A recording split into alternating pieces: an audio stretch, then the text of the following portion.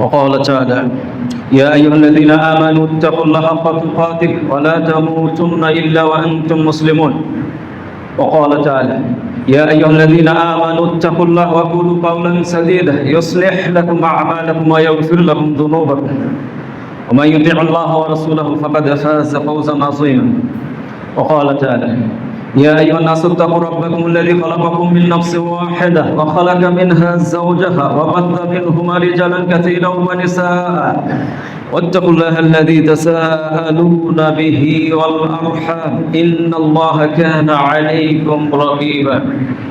وقال تعالى: وإذا قيل لهم آمنوا كما آمن الناس قالوا ونؤمن كما آمن السفهاء ألا إنهم هم السفهاء ولكن لا يعلمون.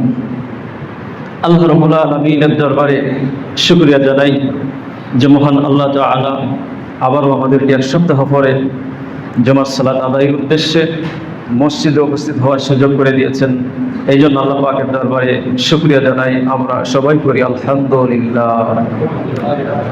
লাখ কোটি দুরূদ ও সালাম পেশ করছি বিশ্ব মানবতার মহান শিক্ষক সৈয়দুল মুরসালিন রাহমাতাল লিল আলামিন মুহাম্মদুর রাসূলুল্লাহ সাল্লাল্লাহু আলাইহি ওয়াসাল্লামের উপরে। সম্মানিত উপস্থিতি, গত জুমায় যে বিষয়টা নিয়ে আলোচনা করেছিলাম, সাহাবায়ে কিরামদের কিছু দৃষ্টান্ত দিয়েছিলাম।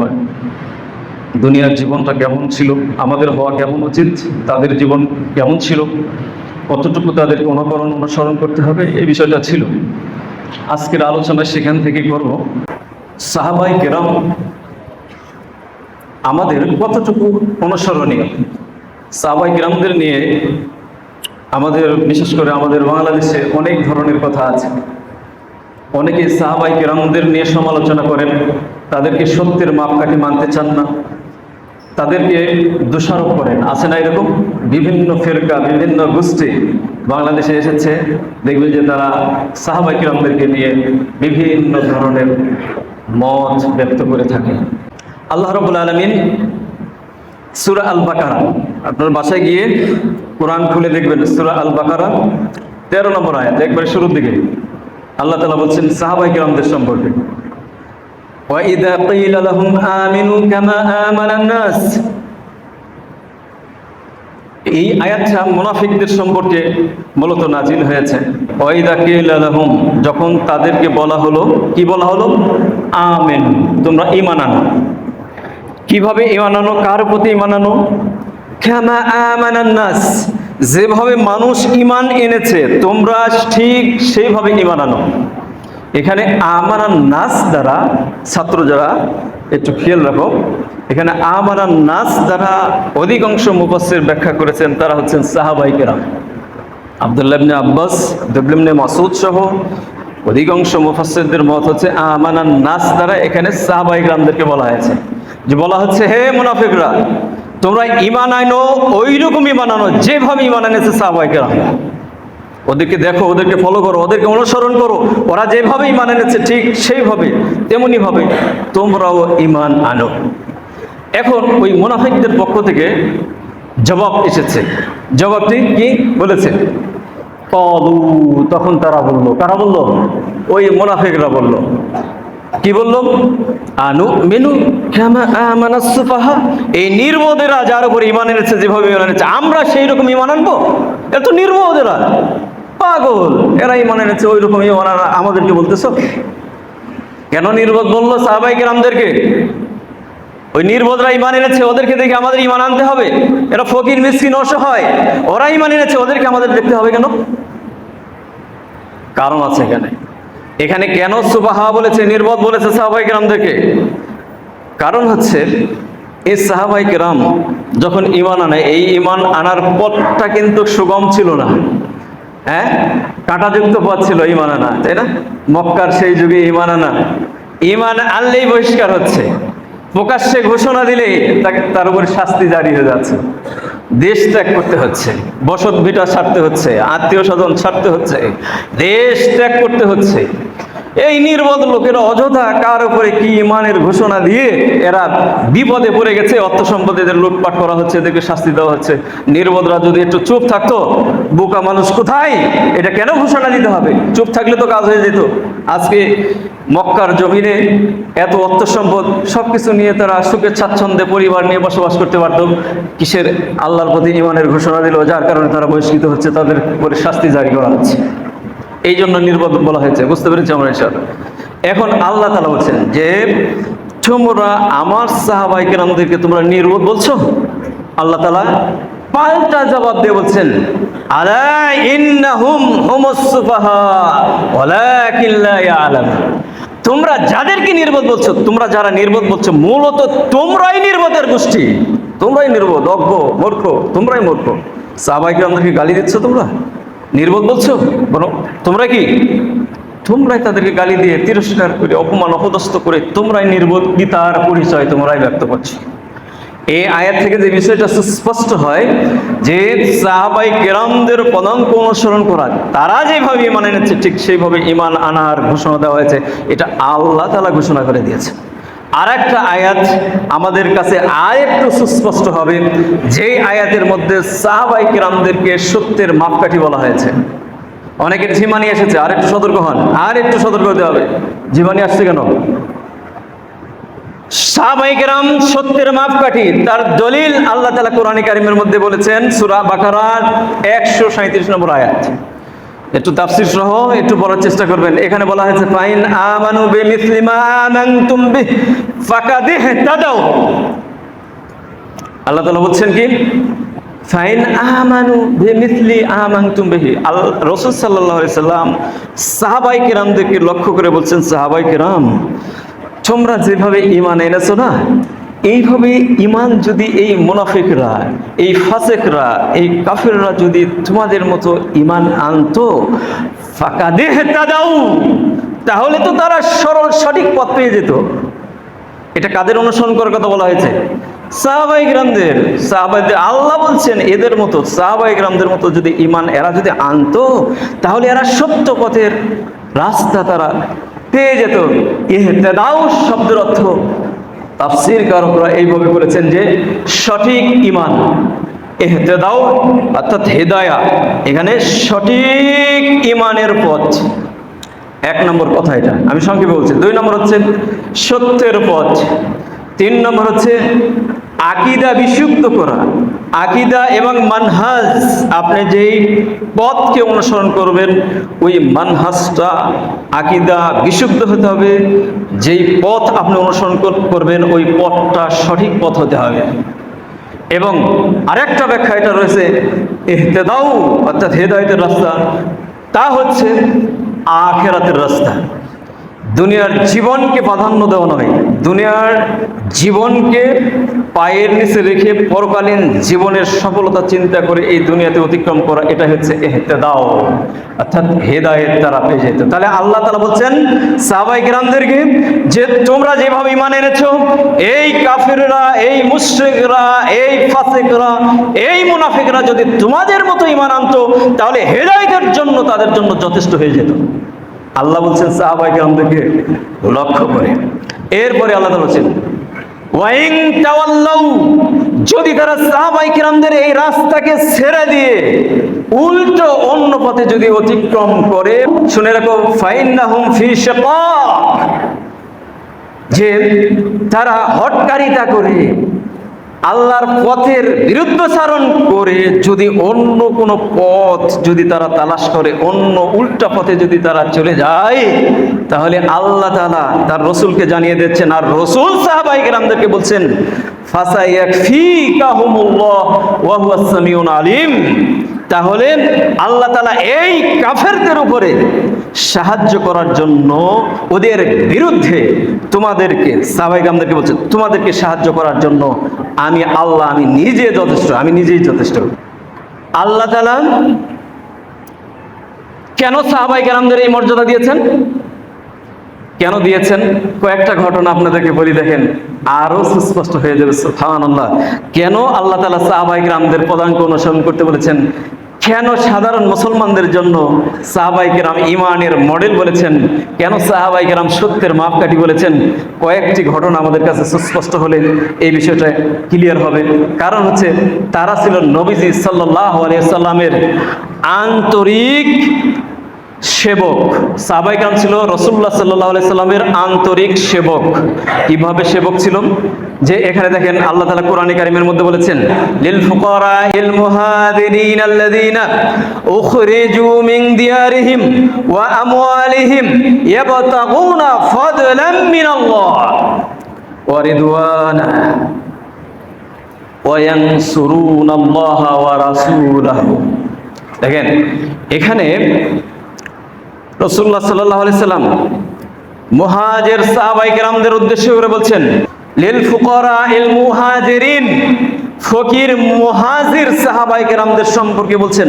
অর্থাৎ এখানে ফাই যুদ্ধলব্ধ, যুদ্ধ করে যে সম্পদটা পাওয়া যায় সেটাকে কি বলা হয়? গনিমত বলা হয়। আর যে সম্পদটা যুদ্ধ ছাড়াই মুসলমানদের আন্ডারে চলে আসে সেটাকে বলা হয় কি? ফাই। তো বনু নাজির গোত্র যুদ্ধ ছাড়াই তারা তাদের এলাকা ছেড়ে ভেগে চলে গিয়েছিল। বনি নাজির গোত্রের ওই সম্পদটা ফাই হিসাবে রাসূল সাল্লাল্লাহু আলাইহি সাল্লামের কাছে আসে। এই ফাইটা রাসূল সাল্লাল্লাহু আলাইহি সাল্লাম কোথায় বন্টন করবেন সেই নীতিটা এই আয়াতের মধ্যে বলছেন যে লিল ফুকারাইল মুহাজিরিন, অর্থাৎ এই ফাইটা আল্লাহ এবং রসুলের জন্য, তবে রসুল এটা মুহাজির সাহাবায়ে কেরামদের মধ্যে বন্টন করে দিবেন। কারণ কি? কারণ হচ্ছে যে এই মুহাজির সাহাবায়ে কেরামরা কি করেছিল? এখানে আয়াতের বাকি অংশের মধ্যে সুস্পষ্ট করে দেওয়া হয়েছে যে আল্লাযীনা উখরিজু মিন দিয়ারিহিম ওয়া আমওয়ালিহিম, তাদেরকে তাদের বসত ভিটা থেকে বহিষ্কার করা হয়েছিল এবং তাদের অর্থ সম্পদগুলোকে লুটপাট করা হয়েছিল।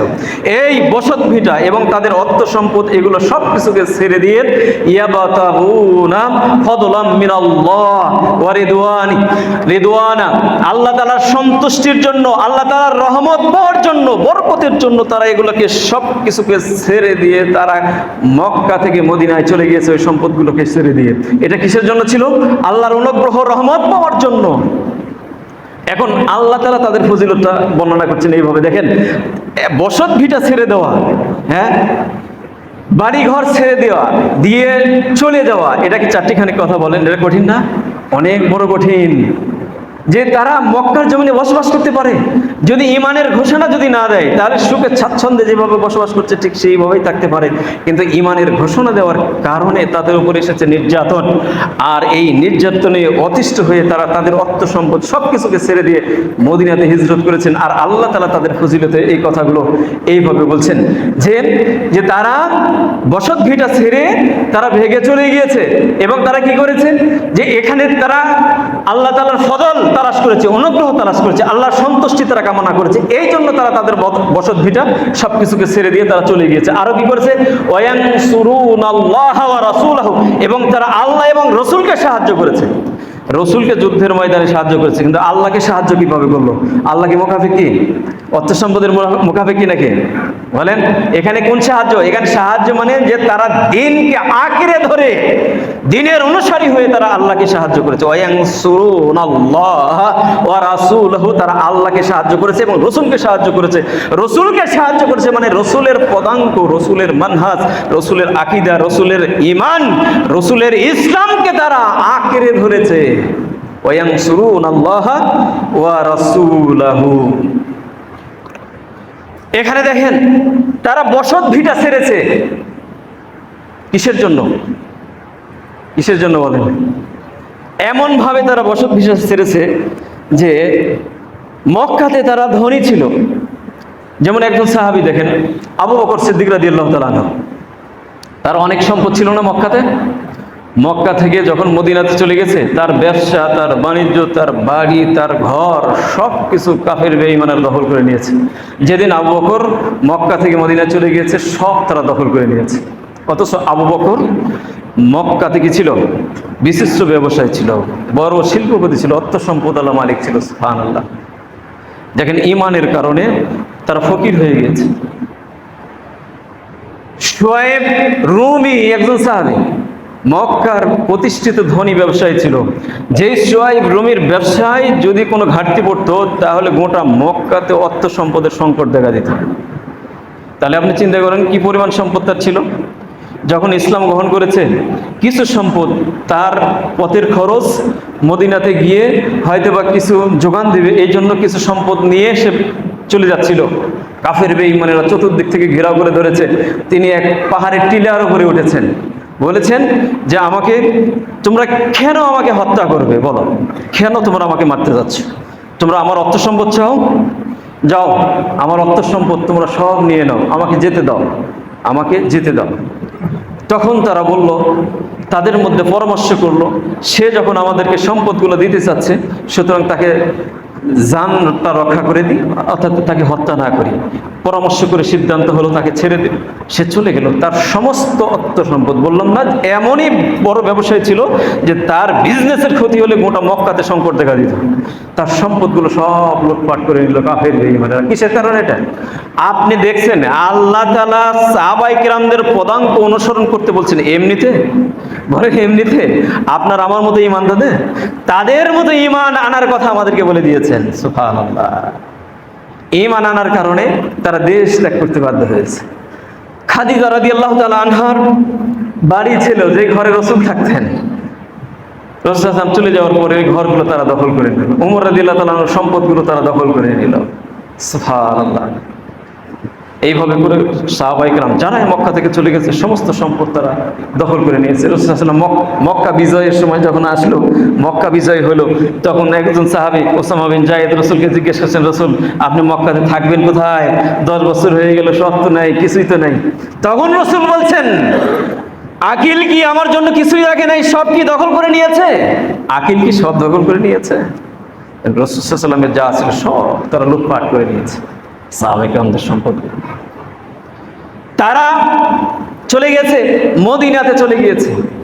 এই তাদের ফজিলতে আল্লাহ তাআলা আয়াত নাযিল করে দিয়েছেন যে ফাই যেটা দখল হয়েছে, ফাই ইহুদিদের কাছ থেকে যে সম্পদটা এসেছে এই মুহাজির সাহাবায়ে কেরামদের মধ্যে এটা বন্টন করে দিতে হবে। কারণ তারা আল্লাহ তাআলার সন্তুষ্টির জন্য তাদের অর্থ সম্পদ সব কিছুকে ত্যাগ করেছিল, মদিনাতে এসেছে। সুবহানাল্লাহ। তো এখানে দেখেন এই যে ফাই যুদ্ধের যে সম্পদটা, ফাই বিনা যুদ্ধে সম্পদটা পেয়ে গেল। কেন? ইহুদিদেরকে তাহলে রাসূল সাল্লাল্লাহু আলাইহি ওয়াসাল্লাম তাদের উপরে কি জুলুম করেছেন রাসূল সাল্লাল্লাহু আলাইহি ওয়াসাল্লাম ইহুদিদের উপরে? না, এই ইহুদিদেরকে অনেক সুযোগ দেওয়া হয়েছিল, রাসূল অনেক সুযোগ দিয়েছে, কিন্তু সুযোগে তারা সদ্ব্যবহার করে নাই। এই সুযোগে কি করেছে? রাসূলকে হত্যার ষড়যন্ত্র তারা করেছে। হত্যার ষড়যন্ত্র তাদের এতই জঘন্য ছিল এই ইহুদি জাতির, এই ইহুদিদের রাসূলকে হত্যার ষড়যন্ত্র এমনই ছিল যে রাসূল সাল্লাল্লাহু আলাইহি সাল্লামের সাথে সুন্দর ভাষায় কথা বলছে, তার সাথে বন্ধুত্ব বেঁধেছে। এরপরে রাসূলকে দাওয়াত দিয়েছে, এক ভাঙ্গা ঘরের মধ্যে বসায়েছে, উপরে ষড়যন্ত্র করে ছাদের উপরে বিশাল বড় পাথর নিয়ে সেখানে কয়েকজনকে বসা রেখেছে।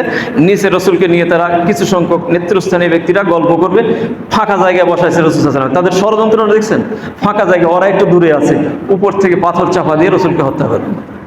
রাসূল ওখানে এসে বসেছেন, সঙ্গে সঙ্গে আল্লাহ তাআলা রাসূলকে ঘোষণা করে দিলেন, একটু উপরের দিকে তাকান, দেখেন পরিস্থিতিটা কি। রাসূল সঙ্গে সঙ্গে সেখান থেকে উঠে গেলেন। তাদের ষড়যন্ত্র ছিল এইরকম, বুঝতে পেরেছেন? শেষ পর্যন্ত এমনই অবস্থা তৈরি হয়ে গেছে যে ওই জমিনে তাদেরকে রাখার মতো আর কোনো পরিস্থিতি নেই। এরপরে আল্লাহ তাআলার পক্ষ থেকে যুদ্ধের ঘোষণা এসেছে, যুদ্ধ শুরু হওয়ার আগেই এরা সেখান থেকে ভাগছে। এই জন্য এই ফাইটা তারা পেয়েছে। ওই ফাইটা আল্লাহ তাআলা ঘোষণা করেছেন যে এটা সাহাবায়ে কেরামদের মধ্যে বন্টন করে দিতে হবে। বুঝলেন? মুহাজির সাহাবীদের কথা এখানে ঘোষণা এসেছে। আনসার সাহাবায়ে কেরামদের সম্পর্কে আল্লাহ তাআলা কোরআনে কারীমের মধ্যে আয়াত নাজিল করেছেন তাদের ফজিলতের ব্যাপারে। তারা কি ছিল দেখেন, মুহাজির যেমন তারা তাদের জীবনকে বাজি রেখে তাদের অর্থ সম্পদ সবকিছুকে ত্যাগ করে ঈমানের জন্য, ইসলামের জন্য চলে গিয়েছে মদিনাতে। আনসার সাহাবায়ে কেরামরাও তারা দেখেন এই পথের ফকির মুহাজির সাহাবায়ে কেরামদেরকে সাহায্যের জন্য কিভাবে তারা দাঁড়িয়ে গেছে। সুবহানাল্লাহ। তারা যখন সেই মুহাজির সাহাবায়ে কেরাম যখন মদিনাতে আসলেন, এই সমস্ত সাহাবায়ে কেরামদেরকে সাহায্য করার জন্য আনসার সাহাবায়ে কেরাম প্রতিযোগিতার ময়দানে নেমে গেলেন। সুবহানাল্লাহ। ইতিপূর্বে আমি বলেছিলাম আব্দুর রহমান বিন আউফ রাদিয়াল্লাহু তাআলা আনহু, তিনি মক্কার সুপ্রতিষ্ঠিত বড় ব্যবসায়ী ছিল। যখন তিনি মদিনাতে হিজরত করলেন, তিনি যেই বাসায় উঠেছেন, যেই বাড়িতে তিনি উঠেছিলেন সর্বপ্রথম, তিনি সাদ বিন রবি নামক একজন সাহাবী, আনসার সাহাবী, ওই সাহাবীর বাড়িতে গিয়েছেন। সাদ বিন রবি, তিনি এত অর্থ সম্পদ ছিল, তিনি নিজেই ঘোষণা করছেন, এই মদিনাতে আনসার সাহাবায়ে কেরামদের মধ্যে এই মদিনাতে আমার চেয়ে ধনী ব্যক্তি আর কেউ নাই। সুতরাং এই আব্দুর রহমান বিন আউফকে লক্ষ্য করে বলছেন, ভাই তুমি আমার দিনী ভাই, সুতরাং আমার সম্পদের, আমার স্থাবর অস্থাবর গোটা সম্পত্তির অর্ধেকটা আমি আপনাকে দান করলাম। বলেন দেখি অবস্থা। এখন আব্দুর রহমান বিন আউফ বলছেন যে তোমার সম্পদ তোমার কাছে রাখো। এরপরে কিছুক্ষণ পরে বলছেন, আমার 2টা স্ত্রী আছে, একজনকে তালাক দিয়ে দিচ্ছি, তুমি বিয়ে শাদী করে নাও, রাখো তোমার স্ত্রী তোমার কাছে। এরপরে বলছেন যে আমার 2টা থাকার ঘরের মধ্যে তোমাকে একটা দামি রাজপ্রসাদ আমি তোমাকে দান করছি, সেটাও করলেন। এরপরে তিনি এগুলো সবগুলোকে ডিনাই করলেন। এরপরে বলছেন, আমাকে মদিনার বাজারটা একটু দেখিয়ে দেন। বাজারে গেলেন, 4 দিনার দিরহাম নিয়ে তিনি মক্কা থেকে চলে গিয়েছেন। ব্যবসা বাণিজ্য করে, ইতিপূর্বে বলেছি মনে হয় কোনো একটা খুতবায়, বর্তমান পৃথিবীর সবচেয়ে ধনী ব্যক্তিকে, লিলন মার্কস, তার সম্পদের মালিক 300 বিলিয়ন ডলারের মালিক তিনি, এখন বর্তমান পৃথিবীর সবচেয়ে ধনী ব্যক্তি। সেই সময় আব্দুর রহমান বিন আউফের সম্পত্তি ছিল 501 বিলিয়ন ডলার। বুঝতে পেরেছেন? ব্যবসা বাণিজ্য করে তিনি এই সম্পদগুলো করেছেন, হক হালালি পন্থায় তিনি করেছেন। তো এই আব্দুর রহমান বিন আউফ একজনে প্রস্তাব দিচ্ছেন যে আমার সম্পত্তির অর্ধেক আপনাকে দান করলাম। তিনি বলছেন, তোমার সম্পদ তোমার কাছে রাখো। বলেন দেখি এখানে একটু অঙ্কটা মিলেন দেখি। আমাদের অভ্যাস হচ্ছে, কেউ যদি দেয়, মাশাআল্লাহ কি যে আনন্দ ফিল হয়, তাই না? এর কোনো ইয়ারটা আছে আনন্দের? কেউ যদি দেয়, ফ্রিতে পাওয়া যাচ্ছে, দিতে চাচ্ছে তিনি, নিতে চাচ্ছেন না, ওটাকে ডিনাই করছেন। এটা হচ্ছে ভ্রাতৃত্ব। সুবহানাল্লাহ। উনি দিয়ে সওয়াব কামাই করবে, উনি না নিয়ে উনি সওয়াব কামাই করছেন। এর পরিচয়, এর নাম হচ্ছে সাহাবা, যাদেরকে পদাঙ্ক অনুসরণ করতে বলা হচ্ছে। বুঝতে পেরেছেন? ওরা আমাদের মতো নয়। সুবহানাল্লাহ। দিতে চাচ্ছে, নিতে চাচ্ছেন না, ডিনাই করছে সম্পদের। তো এই আনসার সাহাবায়ে কেরাম সবাই যে ধনী ছিল তা না, তাদের মধ্যে অনেক গরিব সাহাবী ছিল। একজন মুহাজির সাহাবী রাসূলের কাছে এসে বলছেন, ইয়া রাসূলুল্লাহ, ক্ষুধার যন্ত্রণায় অতিষ্ঠ হয়ে গেলাম, আর তো সহ্যের সীমা বাহির হয়ে গেছে রাসূল, আমাকে একটু খাবারের ব্যবস্থা করে দেওয়া যায় না? ওই মুহাজির সাহাবী যারা দেশ বাড়িঘর ছেড়ে চলে এসেছে, রাসূল সাল্লাল্লাহু আলাইহি ওয়াসাল্লাম একজন আনসার সাহাবীকে দেখিয়ে দিলেন যে তুমি যাও, ওর বাড়িতে গিয়ে যাও। তিনি তার বাড়িতে গেলেন, রাতের বেলা তার বাড়িতে গেলেন। এখন মেহমান বাসায় এসেছেন, ওই আনসার সাহাবীর ঘরে এত সংক্ষিপ্ত এত অল্প পরিমাণ খাবার ছিল যে হয়তো কোনো রকমের তিনি, তার সন্তান, তার স্ত্রী খেয়ে কোনো রকমের রাতটা কাটা দিতে পারে, এই পরিমাণ তার রিজিকের ব্যবস্থা ছিল। সাহাবা, মুহাজির সাহাবা তিনি এসেছেন, বাসায় এসেছেন, খাবারের রসুল পাঠিয়েছেন। সুতরাং আসার সাথে সাথে তিনি তার প্রদীপটা নিমিয়ে দিলেন, বাতিটা নিমিয়ে দিলেন, যাতে ছেলে মেয়েরা বুঝতে না পারে, অথবা মেহমান খেতে বসেছে, ছেলে মেয়েরা পাশে এসে বিরক্ত করতে পারে, মেহমানও এখানে বিরক্ত হতে পারে যে আমার সামনে ছেলেরা না খেয়ে আছে আর আমি খাচ্ছি, নিজের মধ্যে একটা দুর্বলতা আসতে পারে। এই জন্য তিনি কৌশল করে বাতিটা নিভিয়ে দিলেন অন্ধকারের মধ্যে। ওই সাহাবীটা খেয়ে নিলেন। এরপরে এই ব্যাপারে আল্লাহ তাআলা কোরআনে কারিমের আয়াত নাযিল করেছেন এই ব্যক্তি সম্পর্কে। সুবহানাল্লাহ। বলা হয়েছে, ওয়া ইউসিরুনা আলা আনফুসিহিম ওয়ালাউ কানা বিহিম খাসাসা। তারা, এই সাহাবায়ে কেরামদেরকে বলা হচ্ছে, তারা নিজেদের উপরে অন্যকে প্রাধান্য দিয়ে থাকে, নিজের উপরে অন্যকে প্রাধান্য দিয়ে থাকে, অথচ সে অর্থ সংকটের মধ্যে ভুগতেছে, সে নিজে অর্থ সংকটের মধ্যে ভুগতেছে, সে নিজে দরিদ্রতা জীবনযাপন করছে, অথচ এর উপরে তার আরেকজনকে প্রাধান্য দিচ্ছে। সুবহানাল্লাহ। এই আনসার সাহাবী সম্পর্কে আয়াতটা নাযিল করে দিলেন আল্লাহ তাআলা। পরের দিন সকালে রাসূল সাল্লাল্লাহু আলাইহি সাল্লাম ওই সাহাবীকে ডাকলেন, ডেকে, তুমি যে গত রাত্রে যে কাহিনীটা করেছো না, এর জন্য আল্লাহ তাআলা হেসেছে, আল্লাহ তাআলা হেসেছে, তোমার এই আচরণ দেখে হেসেছে, আল্লাহ তাআলা তোমার উপরে সন্তুষ্ট হয়েছে তোমার এই আচরণে। একজন আরেকজনকে প্রাধান্য দেওয়া, এর নাম হচ্ছে সাহাবায়ে কেরাম। বলছিলাম সাহাবায়ে কেরামদের জিন্দেগি, তাদের এই দুনিয়ার জিন্দেগিটা সুগম ছিল না, খুব কঠিন ছিল তাদের এই দুনিয়ার জীবনটা। আহলে সুফফার ৭০ জন বসবাস করত। সুফফা, আহলে সুফফা যাদেরকে বলা হয়, মসজিদে নববীর বারান্দায় ৭০ জন সাহাবী থাকতেন। তাদের বাড়ি ছিল না, ঘর ছিল না, খাবার ছিল না, সাহায্য যখন হাদিয়া যখন আসতো ওই হাদিয়া খেয়ে তারা জীবন ধারণ করত। কারণ ওই যে মুহাজির বিভিন্ন এলাকা থেকে এসে মসজিদে নববীতে থাকে, রাসূলের সাথে থাকে, ঘুরঘুর করে আশেপাশে থাকে। কেউ হাদিস লাগে, আবু হুরায়রা রাদিয়াল্লাহু তাআলা আনহু, যারা হাদিস পড়েন মাঝে মধ্যেও পড়েন, আবু হুরায়রার নাম শুনেন না এমন কেউ আছে? পাওয়া যাবে? আব্দুল্লাহ ইবনে মাসউদের নাম শুনে নাই, পাওয়া যাবে? পাওয়া যাবে না। মাদ্রাসার ছাত্ররা তো পাবেই, এমনি যারা আমরা মুসলিম তারাও আমরা পেয়ে থাকি। আব্দুল্লাহ ইবনে মাসউদের নাম জানি, আবু হুরায়রার নাম জানি। এই আবু হুরায়রা রাদিয়াল্লাহু তাআলা আনহু এত বেশি হাদিস বর্ণনা করেছেন, ওর চাইতে বেশি হাদিস কোন সাহাবা বর্ণনা করে নাই। এই সাহাবা মসজিদে নববীর মধ্যে থাকতেন, দিনের পর দিন না খেয়ে অনাহারে কাটাইতেন। এমন পরিস্থিতি হতো, ক্ষুধার যন্ত্রণায় তিনি মাঝে মধ্যে বেহুঁশ হয়ে যেতেন, অজ্ঞান হয়ে যেতেন। সাহাবায়ে কেরাম তার সম্পর্কে ধারণা করত যে আবু হুরায়রা মির্গি রোগে ধরেছে। তিরস্কার করতো অনেকে যে তার মির্গি রোগ হয়েছে, তাই অজ্ঞান হয়ে পড়ে যায়। আবু হুরায়রা বলছেন যে না না না, আমার কোনো মির্গি রোগ নাই, ক্ষুধার যন্ত্রণায় তিনি অতিষ্ঠ হয়ে মাঝে মধ্যে অজ্ঞান হয়ে যেতেন, পেটে পাথর বেঁধে থাকতেন, অজ্ঞান হয়ে যেতেন। মসজিদে নববীর মধ্যে আবু বকর সিদ্দিক রাদিয়াল্লাহু তাআলা আনহু আবু হুরায়রার সাথে দেখা। ক্ষুধার যন্ত্রণায় তিনি অতিষ্ঠ। হয়তো বা কেউ জিজ্ঞাসা করবেন যে আমি আজকে ক্ষুধার্ত। আবু বকরের সাথে অনেকক্ষণ কথা বললেন, তিনি চাচ্ছিলেন আমাকে একটু জিজ্ঞেস করুক, আবু হুরায়রা তোমার ক্ষুধার কি অবস্থা। অনেকক্ষণ কথা হলো, আবু হুরায়রা কিছুই জিজ্ঞেস করলো না, ক্ষুধার ব্যাপারে কিছু জিজ্ঞেস করলো না। এরপর আবু বকর চলে গেল, ওমর রাদিয়াল্লাহু তাআলা আনহু আসলো। এসে পরে তিনি অনেকক্ষণ, আমি নিজের থেকে বাড়ালাম আলোচনাটা, যে কোনো না কোনো প্রেক্ষাপটে আমাকে জিজ্ঞেস করুক, আবু হুরায়রা তুমি কি আজকে খেয়েছ? জিজ্ঞেস করলেন না, অজ্ঞান হয়ে যেতেন, অজ্ঞান। এই ছিল সাহাবায়ে জিন্দেগি, এটা ছিল তাদের জীবন, তাদের অনুসরণ করতে বলা হয়েছে।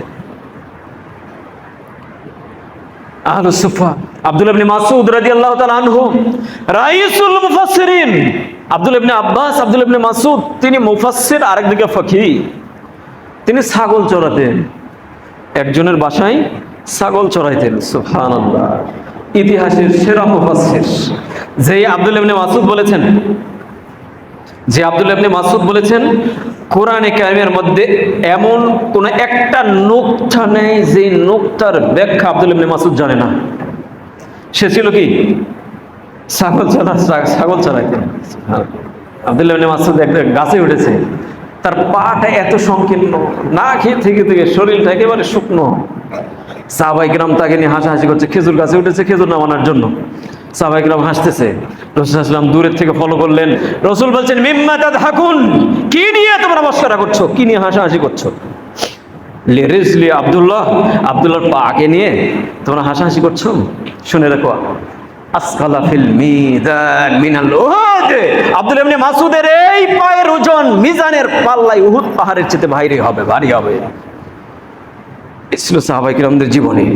আমি সংক্ষিপ্ত একটা দুইটা বললাম, এইভাবে করে যদি আমি সাহাবায়ে কেরামদের জীবনী যদি আপনাদের সামনে আলোচনা করি, গোটা বছর শেষ হয়ে যাবে, সাহাবায়ে কেরামদের জীবনী শেষ হবে না। সুবহানাল্লাহ, তাদের জিন্দেগি ছিল এইরকম ছিল। এই সাহাবায়ে কেরামদেরকে অনুসরণ করতে বলা হয়েছে, তাদের পথ অনুসরণ, তাদের দেখানো রাস্তা অনুসরণের মধ্যে রয়েছে হেদায়েত। তবে যেহেতু সময় শেষ হয়ে গেছে, এই জন্য 1 মিনিটে একটা বিষয় স্পষ্ট করি, তা হচ্ছে সাহাবায়ে কেরামদের জীবনে যে পাপ ছিল না তা না, কিন্তু পাপ ছিল না, পাপ ছিল, কারণ তারা তো মানুষ, কিন্তু এই পাপের উপরে তারা স্থায়ী হয়নি। এই অঙ্কটা, এই বিষয়টা খালি মাথায় সেভ করেন, তাহলে আপনার সব ধরনের যত ধরনের সাহাবায়ে কেরামদের সম্পর্কে বাজে চিন্তা মাথায় আছে সব মাথা থেকে বের হয়ে যাবে। যে তারা মানুষ, তারা ভুল করেছেন, পাপ কাজ হয়েছে, কিন্তু ওই পাপের উপরে তারা স্থায়ী হয়নি, ওই পাপকে আঁকড়ে ধরেনি। যখনই বুঝতে পেরেছে সাথে সাথে সেখান থেকে সরিয়ে এসেছে। আল্লাহ তাআলা তাদেরকে নিষ্পাপ করে দিয়েছেন, তারা তওবা করেছে, তাদের তওবা কবুল করে নিয়েছেন। ইনশাআল্লাহ পরবর্তী খুতবায় এই বিষয়টা নিয়ে আরেকটু সুস্পষ্ট করব, তাহলে সাহাবায়ে কেরামদের সম্পর্কে ধারণা আমাদের আরেকটু ক্লিয়ার হবে ইনশাআল্লাহ। আকুলু কাউলি হাযা আস্তাগফিরুল্লাহ লি ওয়া লাকুম ওয়া লিসাইরিল মুসলিমিনা ওয়াল মুসলিমাত ফাস্তাগফিরু ইন্নাহু হুয়াল গফুরুর রহিম।